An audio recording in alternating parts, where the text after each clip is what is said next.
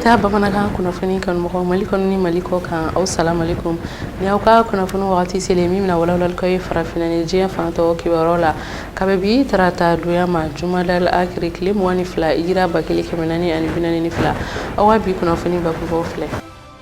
Festival Okobanya atako 7 a dayɛlɛni baaraw kɛra kunungo a ɲɛmɔgɔya tun bɛ minisiri ɲɛma Choguel Kokala Mayiga bolo. Bingani waleya tara ka ɲɛsi denmisɛnnin ka min ma ni a si bɛ taa jɔ san 5 bɔɲɔgɔnko la a kɛra Bamakɔ yɛrɛ quartier yɛrɛ dɔ kɔnɔna la yan nɔ a kɛra sababu ye min kɔni maaw bɛɛ lajɛlen yɛrɛ kɔni bɔ u dawolo la o sababuya la an sera magistrat dɔ ma yasa ka taa ale yɛrɛ ka hakilinaw ɲininkali kɛ an ka jamana sariya min bɛ ɲangiliw kɛ o yɛrɛ bɛ mun fɔ nin waleya in na. Burkina Faso jamana kunnafoni na a yɛrɛla k'a fɔ ko fɛn min ye Burkina jamana kɔnɔden dɔw ye olu yɛrɛ kɔni bɛ ka ɲɛnajɛw de kɛ ka sababu kɛ finitigilakaw olu yɛrɛ kɔni ye fanga bɔsi u ka jamana ɲɛmaakɔrɔ Roch Marc Christian Kabore la.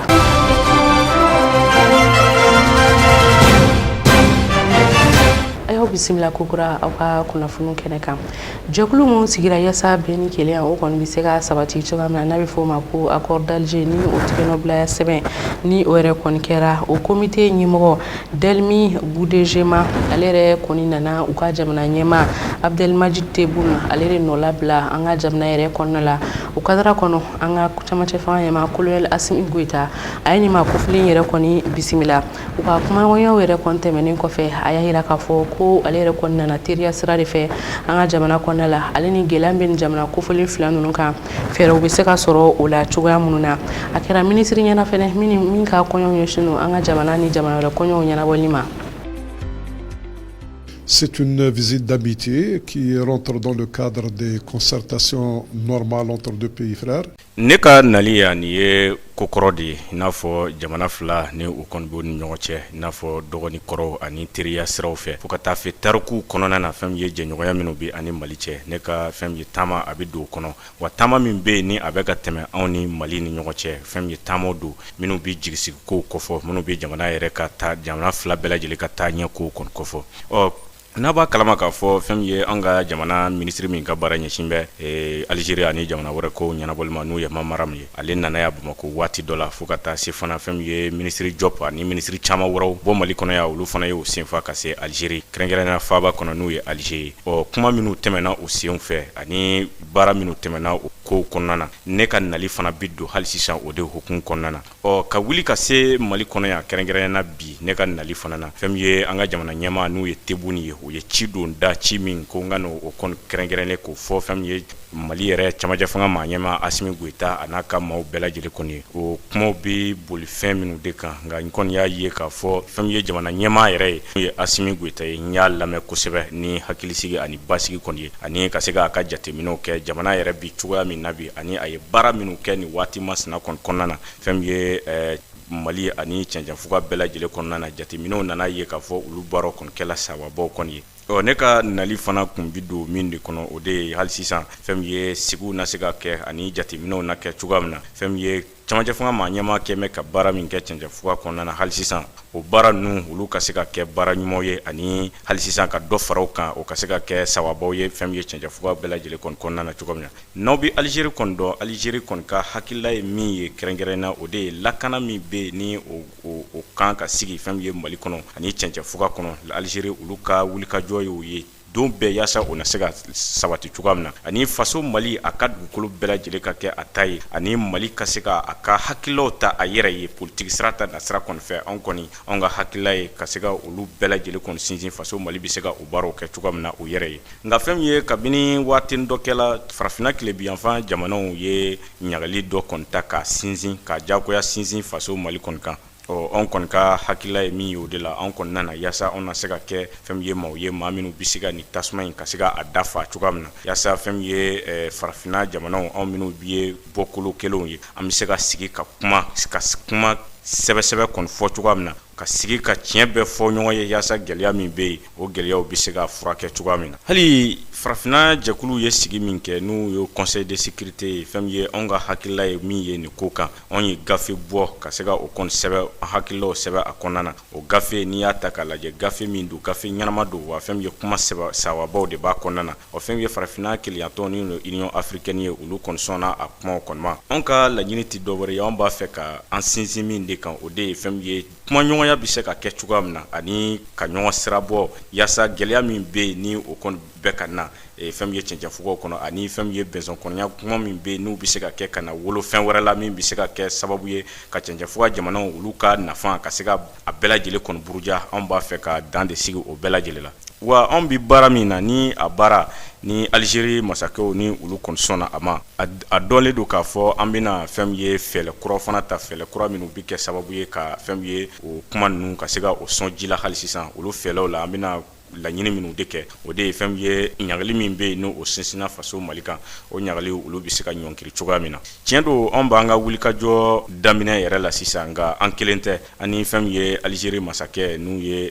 Tebboune ye ka taa se fɛn ye Amram kɔni ma ani ka taa se fana fɛn ye CEDEAO jamana tɔ minnu bɛ yen ani olu bɛɛ lajɛlen bɛ ka bolo di ɲɔgɔn ma yaasa ka se ka baara in kɔni kɛ nka fɛn ye baara min filɛ ka kɛ nin ye nin ye wulikajɔ nin ye kuma ka se ka kɛ ani ka ko nɔgɔya cogoya min na olu bɛɛ bɛna sinsin min de kan ka sigi min de kan o de ye fɛn ye Mali ani ka taa se CEDEAO jamana bɛɛ lajɛlen ma bɛɛ lajɛlen ka se ka i yɛrɛ ye a kɔnɔna na ani bɛɛ lajɛlen ka hakililaw ka se ka taa cogoya min de la fɛn min yɛrɛ ye ko yɛrɛ fanba ye o tɛ dɔwɛrɛ ye anw b'a fɛ ka min de kɛ o de ye ka se ka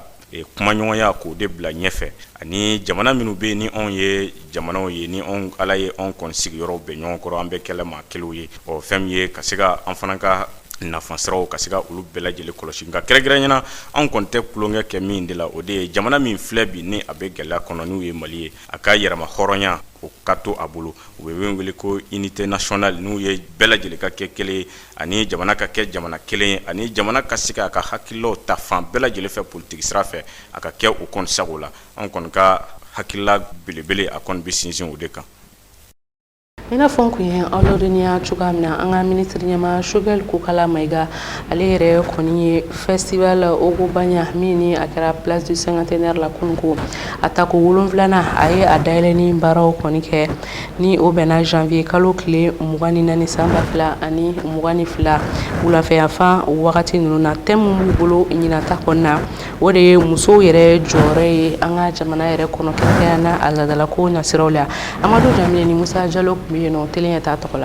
I n'a fɔ a bɛ fɔ cogo min na anw yɛrɛ ka jamana kɔnɔna na jidɔn sodɔn yɛrɛdɔn ɲɔgɔn tɛ seko ni dɔnko o bɛ se ka kɛ yiriwafɛn ye cogo min na anw yɛrɛ ka jamana kɔnɔna na dɔgɔnɔw kɔni ye wulikajɔ dɔ bila sen kan ni o bɛ kɛ lajɛrɛ dɔ senfɛ ni a bɛ f'a ma ko festival ni a tako 7nan yɛrɛ baaraw kɔni n'u donna kununko ba joliba yɛrɛ ta fana kɛnɛ min ni a tɔgɔ dalen don an ka jamana yɛrɛma hɔrɔnya sɔrɔli san 50 ni an b'a fɔ ma place cinquantenaire ni ye nin baara kofɔlen yɛrɛ ta k'a lajɛ jamana in maaba caman olu tun bɛ a baaraw dun doni kɛnɛ kan Bamakɔ sigida 3nan mairie tɔgɔ la Mamadu Kuyate ale kɔni sɔrɔla ka bisimilali ta ka jama yɛrɛ sɛgɛrɛ kɛrɛnkɛrɛnnenya la dunanba minnu nanen don ka bɔ diɲɛ yɛrɛ fantan 4 bɛɛ lajɛlen na ka se ka na nin festival ba in yɛrɛ kɛnɛ kan ni o ye dɔgɔnɔw yɛrɛ tɔgɔla festival min bɛ kɛ anw yɛrɛ ka jamana kɔnɔna na ni a bɛ f'a ma festival culturel Ogobanya n'o de ye masakɛ yɛrɛ ka dumuni minɛ walima an bɛ se k'a fɔ masakɛ yɛrɛ bɛ dumuni kɛ minɛ min kɔnɔna na n'a dumuni n'a ni bɛɛ lajɛlen bɛ jɛ ka kɛ ɲɔgɔn fɛ dɔgɔnɔw ka jɛkuluba min bɛ anw ka jamana kɔnɔ ni ko yɛrɛ hakilina bɔra olu yɛrɛ yɔrɔ ni o tɔnba yɛrɛ tɔgɔ Gina Dɔgɔ a ɲɛmɔgɔ danka Amidu Ongoiba ale kɔni sɔrɔla ka foli yɛrɛ ta ka ɲɛsin camancɛla fanga yɛrɛ ma ɲɛmɔgɔw ma olu min ye wulikajɔ bila sen kan walasa ni festival kofɔlen yɛrɛ bɛ se ka bila sen kan cogo min na. Que cette édition se déroule. An bɛ se ka fɔ an ka lasigi in bɛɛ ka boli fɛn ye o hukumu sabanan min de kɔnɔ waati min na an ka jamana ni diɲɛsere naani jamanaw n'an bɛ se ka fɔ farafina yɛrɛ tile bi yanfa jamana n'o ye CEDEAO ye ni olu kɛn bɛ ka ɲagali dɔ kɔnta ka ɲɛsin an ka jamana kɔni ma ɲagali min ni anw yɛrɛ bolo ɲagali minnu don fɛn ye a ma kɛ sariya kɔnɔ fɛn ye hakilitanya baara don wa kuma kelen baara de don ni tɛ sariya ko kɔni ye o de hukumu kɔnɔ hali sisan an ka nin sigi in de fɛ anw bi laɲini min kurakuraya ani an hakilila kurakuraya k'a fɔ hali sisan fɛn ye an ka dɛmɛ o de bɛ ka ɲɛsin camancɛ fanga maaw bɛɛ lajɛlen ma ani fɛn ye gouvernement maaw fo ka taa se camancɛ fanga maa ɲɛmaa n'u ye colonel Asimi Goita ye cɛ minnu ani muso minnu ni o kɔnɔna yan ka na ni kɛnɛ kan fɛn ye an ka jɛkulu in an kɔni kɛmɛ ka ni lasigi in san kelen lasigi in kɔni sigi yaasa fɛn ye an yɛrɛ bɛ se ka an bolo don fɛn na fɛn ye seko ni dɔnko minnu bɛ yen ni u bɛ kɛ faso kɔnɔna na mɔgɔw ka taabolo ni maa minnu bɛ yen ni u bɛ o baaraw kɛ ka se ka dɛmɛ kɔni ta ka ɲɛsin u ma ani fɛn ye seko ni dɔnko fɛn fɛn bɛ yen kɛrɛnkɛrɛnnenya minnu bɛ yen ni olu b'a a baaraw a bolo olu bolo bɛ a baaraw la ka kɛ ni waati u ka sɔrɔ ko lafulen don ka se ka dɛmɛ caman kɔni ta ka ɲɛsin u kɔni ma cogoya min na. Festival ba min filɛ nin ni a b'a fɔ ma festival culturel Okobanya ni an filɛ a ta ko 7nan yɛrɛ kɛnɛ kan kabila min yɛrɛ kɛrɛnkɛrɛnnenya la ni ka kɛnɛ yɛrɛ bonya ta ka di u ma o ye marakaw ye ni an ko ma ko sonikɛw da kɔni nana don olu yɛrɛ ka tariki la k'o ɲɛfɔ an yɛrɛ ka jamana minisiri kɔrɔ min bɛ yen nɔ ni o ye Abdramani Sila ye. Les Soninké. Sonikɛw ni dɔw yɛrɛ ko sarakolew wa dɔw fana b'a fɔ ko marakaw fɛn ye an ka dɔnni n'u ye farafinna dɔnni olu yɛrɛ ka fɔ cogo la o y'a jira k'a fɔ ko sonikɛw ko u bɔla Yemen jamana kɔnɔna na ka na o sigi fɛn ye Misira jamana kɔni kan Misira jamana marabolo min bɛ ni u b'a wele ko Soni o de la u b'u wele ko Sonike o de la k'u to o yɔrɔw de la fɛn ye gɛlɛyaba kɔnɔna na u sɔrɔ n'u ye ja kongo kɔni ye u ka ɲɛma o kɔni ye ko bɛɛ lajɛlen kɛ n'u ye Yugaza Diga ye ka wuli ka taa ni u kɔni ye farafinna tilebiyanfan kɔni fɛ farafinna tilebiyanfan kɔni fana fɛ sa o kɔni sela ka se kɔni sɔrɔ o yɔrɔ la ka kɛ sababu fana ye ka se ka fɛn ye empire Wagadugu sigi ni o fana bonyana kosɛbɛ fɛn ye ka taa fo Tanga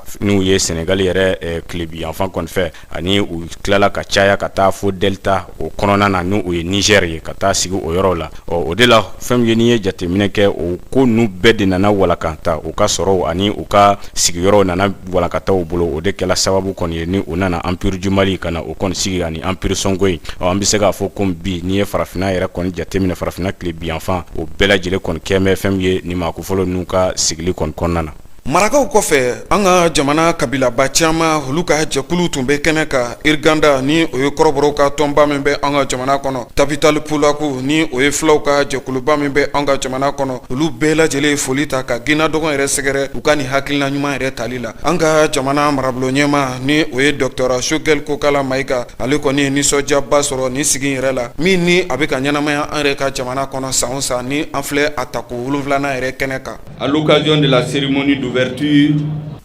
ka kɛ ni dɔngɔnɔw ka ladala ɲɛnajɛ in ta ko 7nan ye ni u b'a wele ko festival Dogon n ka foliba bɛ ka ɲɛsin aw bɛɛ lajɛlen kɔni ma maa bɛ ni o kɔni nana ni kɛnɛ kan ni ɲɛnajɛ in kun tɛ dɔwɛrɛ ye yaasa fɛn ye Mali yɛrɛ ta bolo fɛn ye Mali yɛrɛ ka seko ni dɔnko ka se ka ba kɔni don a la cogoya min na fɛn ye ne kalimakɛ dɔngɔnw n'u ye dɔngɔnɔw ye ne tun b'a fɛ k'a fɔ aw ye ko aw an b'a ɲɛjile aw ni ce kosɛbɛ aw ni ce aw yɛrɛ ye ani aw ni ce aw kɛmɛ ka fɛn ye ne weleli min kɛ nin kɛnɛ kan ani fɛn maa bɛ yen ni o kɔni welela aw fɛ nin kɛnɛ kan n ka foli bɛ o bɛɛ lajɛlen ye ka kɛ ni aw ka fɛn ye nin ɲɛnajɛ ye ni aw b'a wele ko Okobanya o ta ko 7nan kɔni ye jamana in kɔnɔ ni fɛn ye caman fana kɔni tɛmɛna ni olu caman bɛɛ lajɛlen fɛn tɛmɛna ale bɛɛ kɛla fɛn ye hɛrɛ ani baden ani fɛn ye basigi kɔni kɔnɔna na nka aw ka nin ɲɛnajɛ in bi a bɛ ka kɛ hokun kɔnɔ hokun min kɔnɔna na fɛn ye ɲagali wale tala ka ɲɛsin Mali ma walima ɲagali wale tale ka tun ka ben Mali kan fɛn ye farafinna tilebiyanfan ma CEDEAO ani UEMOA mɔgɔw kɔni fɛ waati min na faso Mali yɛrɛ y'a jira k'a fɔ ko olu b'a fɛ ka jɔ u yɛrɛ ye k'u ka hakililaw ta ka se k'u ka jamana kɔni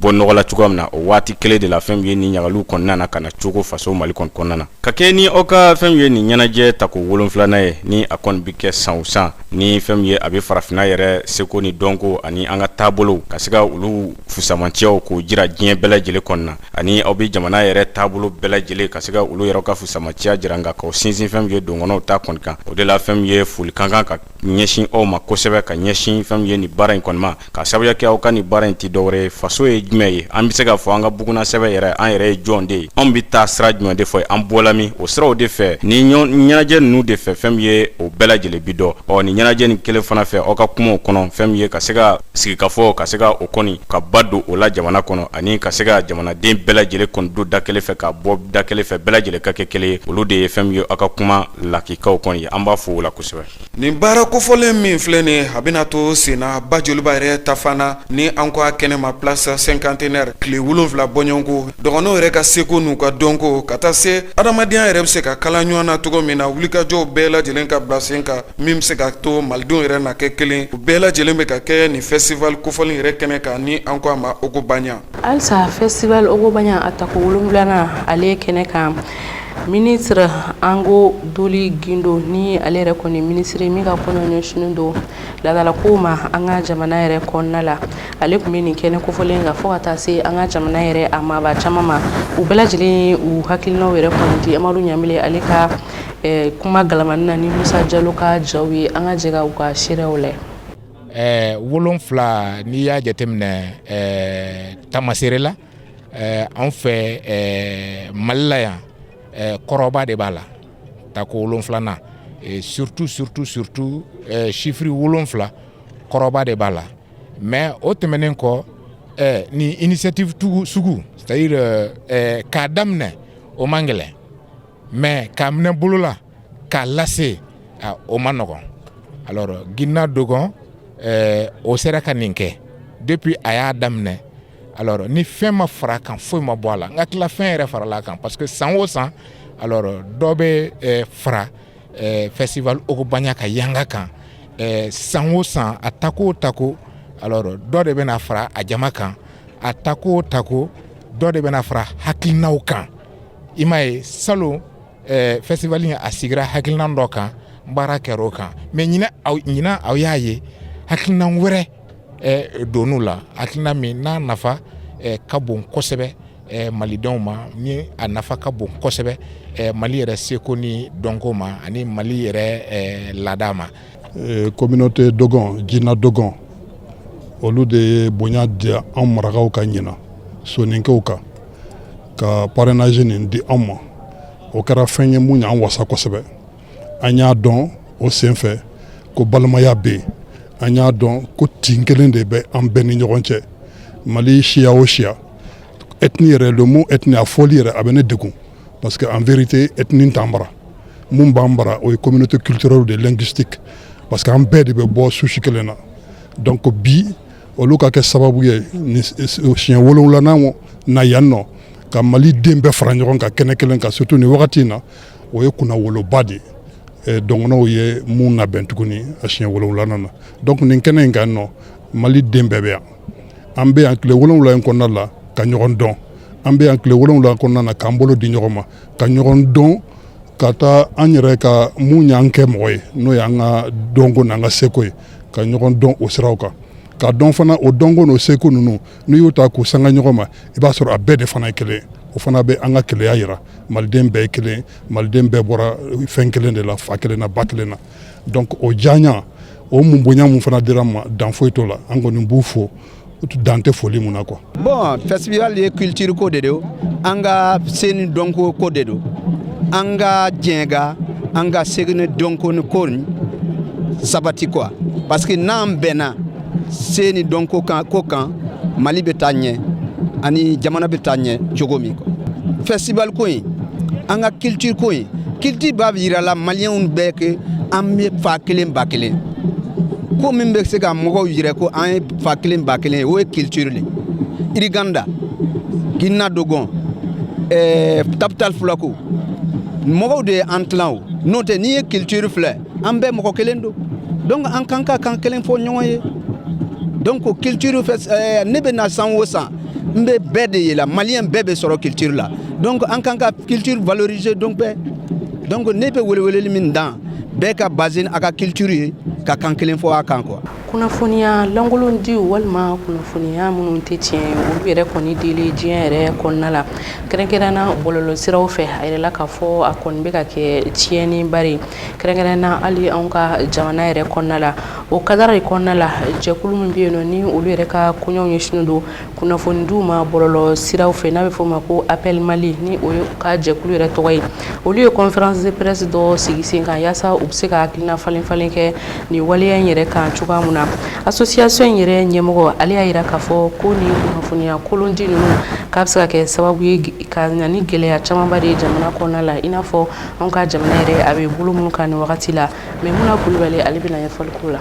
jɛkulu bɛ wele ko appel Mali ni a jɛkulu maa ɲɛmaa tɔgɔ ye Modibo Fofana ye ale kɔni kɛn bɛ ka wulikajɔ bila sen kan ka ɲɛsin waleya min ni o b'a la ka kɛ an ka bɔlɔlɔsiraw fɛ ni a bɛ fɔ o ma ko fake news ale ni ka kibaruya kolon bila minnu ni olu ni tiɲɛ yɛrɛ bɔn tɛ ɲɔgɔn fɛ o waleya min ni o b'a la ka kɛ o kɔni bɛ ka na wuli ni ko caman ye an yɛrɛ ka jamana kɔnɔna la k'a d'a kan i bɛna ye k'a fɔ ko o kibaruya ninnu jɛsɛli o kɔni ka teli kosɛbɛ ka sɔrɔ fɛn minnu ni olu tɛ tiɲɛ ye o de okumu kɔnɔna la a ko ale ka wulikajɔ kɔni kun tɛ dɔwɛrɛ ye maa minnu ni olu ka baara yɛrɛ ɲɛsini bɛ kibaruya di ma ko ale bɛ wele kan ta ni k'a ɲɛsin o de ma ko u kan ka fɛɛrɛ bɛɛ lajɛlen kɛ ka d'a kan u ka baara ye ka jamana kɔnɔdenw kunnafoni k'u lafaamuya ni ka tila ka ladamu siraw fana yira u la kibaruya di nasira fɛ ka ɲɛsin o waleya in fɛnɛ ma u y'a jira k'a fɔ ko olu kɔni jɔrɔlen bɛ kosɛbɛ ka d'a kan k'an ka jamana yɛrɛ bɛ gɛlɛya min kɔnɔ nin wagati in na min bɛ tali kɛ kibaruyaw la kibaruya minnu yɛrɛ tɛ tiɲɛ ye ani fake news ale ni kibaruya kolon wɛrɛw dili ko o kɔni bɛna kɛ sababu ye ni ka na ni gɛlɛya caman ye kibaruya nasiraw fɛ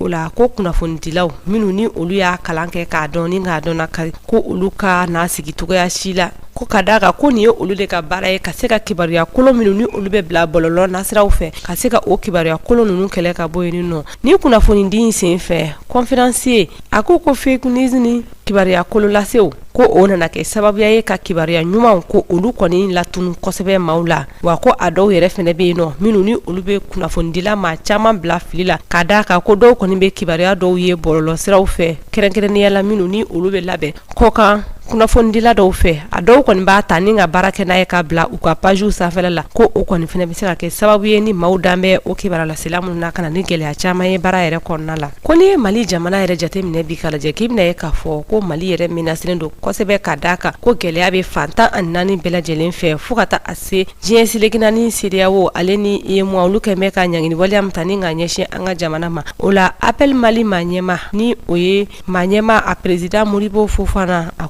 ko wele bɛ bila togoya bɛɛ lajɛlen na kunnafonidila ma Mali fantan ani naani bɛɛ lajɛlen ma ko u ka fɛɛrɛ bɛɛ lajɛlen kɛ k'u ka jamana kɔnɔdenya yɛrɛ jateminɛ ni ka se ka kibaruya kolon k'olu woloma ka bɔ kibaruya ɲumanw cɛ la ni ka sɔrɔ k'a fɛsɛfɛsɛ nka ko u kana segin togoya si la u bɛ sɛbɛnni wɛrɛ minnu ye ni o ye articles ye minnu ni olu dɔw bɛ se ka kɛ dusubɔ ko ye wa ko o caman bɛ yen nɔ fɛnɛ a bɛ labɛn bɔlɔlɔsiraw de fɛ ni k'a bila maa wɛrɛw fɛ ŋaniya ɲuman tɛ maa minnu na ko olu bɛna se ka kɛ sababu ye ka na ni mankanw ye o la ko kɛrɛnkɛrɛnnenya la web tv maaw ni olu ka kibaruya laseli ko kɔni yɔrɔnin kelen a caman bɛ yen nɔ fɛnɛ minnu ni olu bɛ taa a yɔrɔ la ni ka directiw kɛ ko u ka fɛɛrɛ bɛɛ lajɛlen kɛ yan'u ka directiw kɛ k'u ka sɛgɛsɛgɛliw kɛ ni ka ɲɛ kosɛbɛ ka d'a kan ko n'i ye fɛn dɔ kɔni bila i ka bɔlɔlɔ nasiraw fɛ minnu ni olu kɔni tɛ kibaruya sababaw ye ko o dɔw bɛ se ka kɛ sababu ye ni ka i lase hali kiiritigilamaw yɛrɛ ma ko o bɛ bila cybercriminalité minɛn kɔnɔna la halisa yaasa ka nin ko ninnu bɛɛ lajɛlen kɛlɛ ka bɔ yen nɔ appel Mali ka tɛmɛ a ka président sira fɛ olu ye baara kɛrɛnkɛrɛnnen bila sen kan ka centre sigi n'u y'o centre tɔgɔ da ko fake checking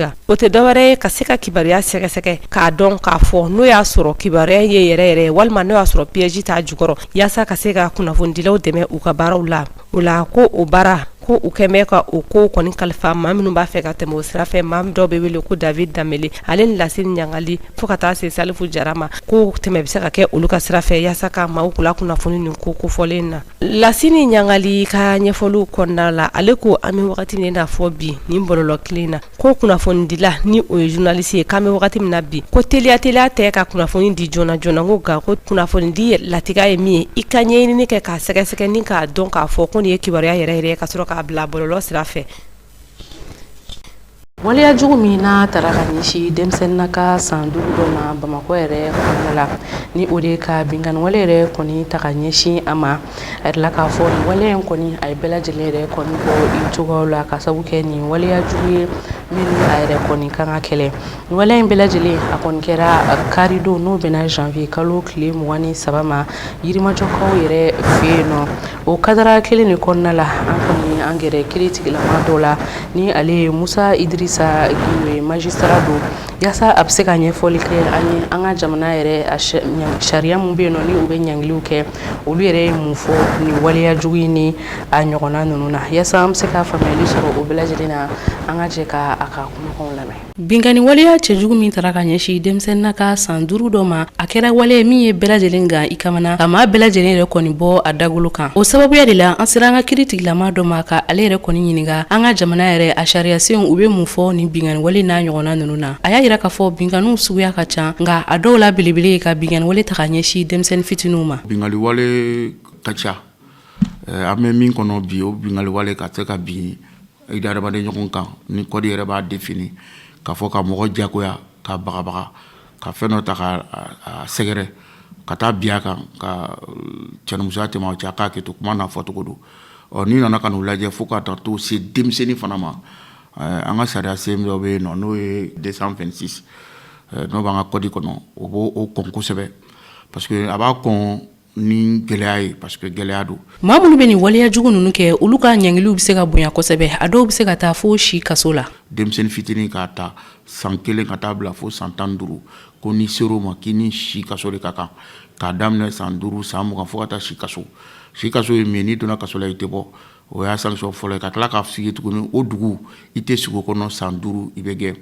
n'o bɔra ka tuguni an ka fɛn dɔ n'an b'o wele ko circonstance atténuante parce que sariya mana tigɛ u b'a fɔ a denmisɛnnin don ou bien mɔgɔkɔrɔba don banabagatɔ don a sariya ka se ka hinɛ a la ko o kuma t'a la ce qui veut dire que a ko ka jugu surtout u bɛ fɛn fɛn ta ka se denmisɛnnin ma denmisɛnnin don y'an ka fɛn ye bi a kan ka bonya parce que convention caman bɛ yen an ka sɛbɛnfura caman bɛ yen u b'u lakɔlɔsi. An ka maa ɲininkali Musa Idirisa Gindo ni ale yɛrɛ ye denmasa ye a y'a yira k'a fɔ nin wale in man ka to ɲangibaliya ye. An ye waleya min ye jabaradenw kan ani fɛnw kan fɛn cɛjugu de don a man ka encourager silamɛya t'o la chrétien diinɛ ko t'o la parce que denmisɛnnin kan ka kɔlɔsi k'a fɔ ko denmisɛnnin san 5 fɛn yɛrɛ kɔnɔ ko ka taa san 5 fo ka taa bila san 15 ko n'i ser'o ma k'o ye kɔlɔlɔ de ye n'a fɔra ko denmisɛnnin san 5 kamalenkɔrɔ ka taa i warako kama o ye fɛn juguba de ne balimamuso o man ka tolérer nin kana ka sariya bɛ kɛ parce que jawuli fɛ u ko ko u taara dɔgɔtɔrɔso la ka se ka den furakɛ sɛbɛn passé dɔ bɛ se ka d'u ma o bɛ se ka taa ka taa plainte kɛ parce que mɔgɔw bɛ fili plainte poser la bi ni ko kɛla dɔw ka taa polisi la ou bien ka taa tribunal la min ka gɛlɛn n'i taara tribunal la tribunal b'i bila ka taa polisi la o la a ko bɛ se ka suit ka ɲa mais n'i taara polisi fana na a wajibilen bɛ commissaire fana ka procureur wele k'a fɔ a ye nin la sera anw ma plainte ka kɛ pour que a tigi fɛ n'a minɛna n y'a f'i ye cogo min na a kaso ma nɔgɔn i bɛ taa fo si kaso ou bien i ka gɛn ka bɔ sigida yɛrɛ la. A tilala ka wele bila ka ɲɛsin denmansaw bɛɛ lajɛlen ma u ka denw kɔni kɔlɔsi kosɛbɛ yasa nin waleya jugu n'a ɲɔgɔnna ninnu an bɛ se ka kisi a ma. Denmansa an bɛɛ jɔyɔrɔ b'a la parce que nin kɔrɔ de ko an bɛɛ nɔ don parce que den lakɔlɔsi ma nɔgɔn a bɛ komi n'i ye nɔnɔ sigi ta kan i b'a kɔlɔsi n'i yɛlɛma dɔrɔn a bɛ tigɛ den filɛ ɲinɛna k'a bɔra muso yɛrɛ ka kuma na a n'a den bɛɛ tilenna ɲɔgɔn kan mais wagatinin fitinin dɔrɔn ni mɔgɔ jugu ye nin kɛ u bɛ sira de da denw ɲɛ sokolonw bɛ fan min sigida minnu dogolen don ou bien kungo kolonw kɔnɔ baara wɛrɛ t'u la parce que tiɲɛnikɛla ale n'a ta bɛ wuli e min bɛ ɲinani kɛ i t'o ye o de kama denbaw bɛɛ ka wuli denfaw ka fara an bɛɛ kan an bɛɛ kungo de don an ka wuli an k'an janto denw na ni école tɛ so don a bɛ se ka kɛ école ni yɛrɛ la a bɛ se ka kɛ so ni école so yɛrɛ cɛ o de y'a bɛɛ la gɛlɛya ye maa ni solution sɔrɔla la comme sariya fana bɛ ka baara kɛ parce que nin fɛn in fana a tɛ se ka bila ten dusumakasi de don bɛɛ fɛn fɛn ye nin ye bɛɛ dusumakasi la c'est que sini a bɛ se ka s'i ma n'an ma wuli bi ka nin kɛlɛ a bɛ kɛ koba de ye. An bɛɛ lajɛlen ka jɛ ka an fanga fara ɲɔgɔn kan ka se ka an ka jamana kiiritigilamaw dɛmɛ yasa nin waleya jugu n'a ɲɔgɔnna ninnu an ka jamana kɔnɔna la musolakaw fo ka taa se denmisɛnnin fitininw ma u bɛ se ka kisi a ma cogo min na. Densomɔgɔw bɛɛ lajɛlen k'a lajɛ ka se ka u ka denmisɛnninw yɛrɛ kɔni kɔlɔsi kosɛbɛ yasa an bɛ se ka kisi nin waleya jugu ale ni a ɲɔgɔnnaw bɛɛ lajɛlen ma. O kunnafoniya b'an sɛnsɛn ka taa farafinna ni diɲɛ fan tɔw kibaruyaw la.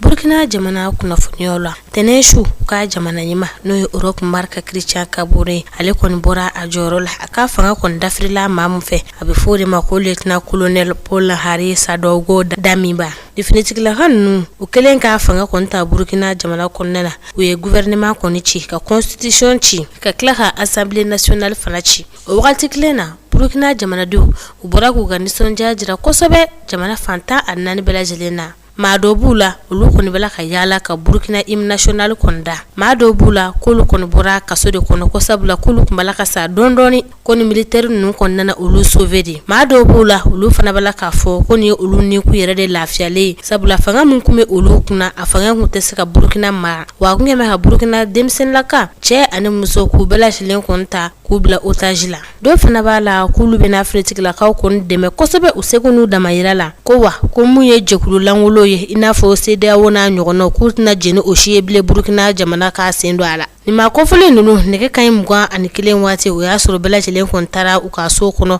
sabula finitigilakaw kun y'a yamaruya ko couvre-feu kɔni bɛna bila sen kan kabini nɛgɛ kaɲi 21 nka o bɛɛ n'a ta Burkina yɛrɛ faaba kɔnɔ maa caman bɛ yen nɔ fanga dafini kɔni ma bɛn olu ma fɔlɔ.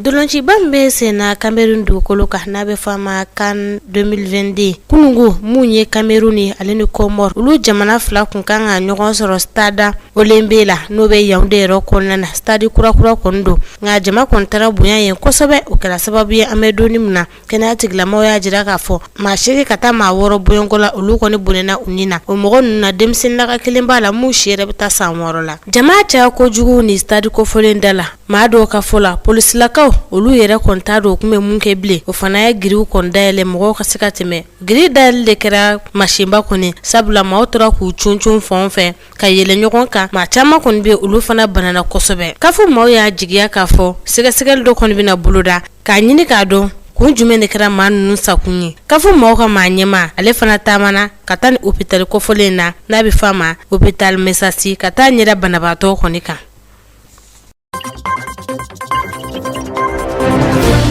Sudan jamana kunnafoniw la kabini fanga dafiri la ne ka finitigilakaw kɔni bila jamana mara yɛrɛ kunna ka bɛn ni octobre kalo tile 25 ye mun ye maa dɔ ye olu kɔni ma jɛ fiyewu ni finitigilakaw kɔni ka maa ɲɛmaaya ye olu ye wulikajɔ dɔ kɔni boloda ka bɛn ni kunungo tɛnɛdon ye finitigilakaw kɔni bɔra kosɛbɛ ni k'o wulikajɔkɛla ninnu kɔni kunbɛn o kɛra sababu ye wulikajɔkɛla maa 7 olu kɔni bonnena u ni na ni wale in kɛra Khartoum yɛrɛ kɔnɔna na n'u ka jamana yɛrɛ faaba ye maa fɔlɔ min bɛ wulikajɔkɛla la n'o fatura bali de kɔni kɛra o sababu ye n'o bɛ tali kɛ finitigilakaw ka marifa yɛrɛ bali la maa tɔ 2 ninnu gaz lacrymogène o de fana kɛra olu sababu ye o bɛɛ lajɛlen bɔra finitigilakaw ka yɔrɔ de la ka ɲɛsin jama ma kabini fanga dafiri kɔni kɛra Sudankaw fɛ yen nɔ ka bɛn ni octobre kalo tile 25 ye maa 75 olu de kɔni bonnena u ni na an bɛ donni mun na k'o sababuya kɛ k'u ma jɛ ni finitigilakaw ka mara kɔni.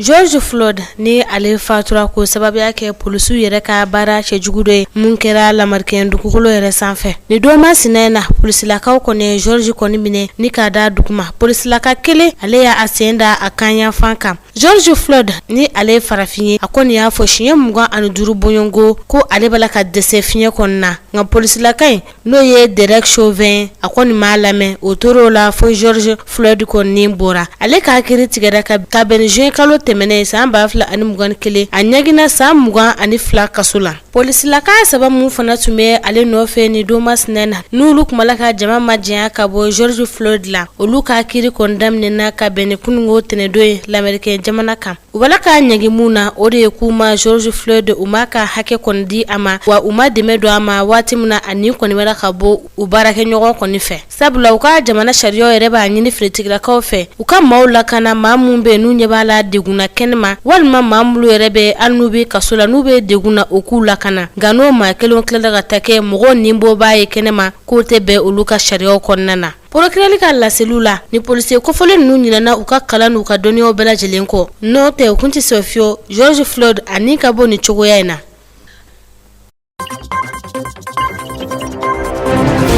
O de bɛ dansigi kɛ bi kunnafoniw na k'aw fɔ ka waleɲuman dɔn tele ɲɛtaa sugantili la ka kɛ aw ka kunnafoniw ta yɔrɔ ye aw bɛ se ka ni kunnafoniya kelen ninnu sɔrɔ bɔlɔlɔsiraw fɛ YouTube walima Facebook aw k'an bɛn wagati yɛrɛ inshallah.